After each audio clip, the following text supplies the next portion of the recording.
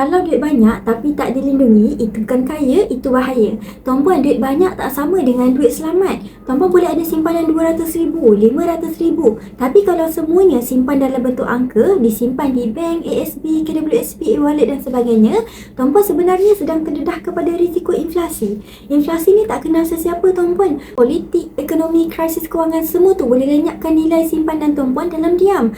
Tapi yang peliknya, ramai masih tak simpan walaupun 10% dalam emas. Sedangkan orang-orang kaya dunia dari zaman dulu sampai sekarang, semua ada satu aset common, iaitu emas fizikal. Bukan untuk show off, tapi untuk lindung kekayaan. Bila ringgit jatuh, emas naik. Bila market goyang, emas tetap ada. It's not about getting rich tuan-puan, it's about staying wealthy. So kalau tuan-puan dah penat kumpul duit, jangan biar nilai dia hilang tanpa disedari. Simpan emas, simpan masa senang, guna masa susah. Dan kalau tiba-tiba semua benda runtuh, emas mungkin satu-satunya benda yang tinggal bernilai. Semoga perkongsian saya bermanfaat. Nak saya bantu alihkan sebahagian kekayaan tuan-puan dalam bentuk simpanan emas, jemput hubungi saya. Assalamualaikum.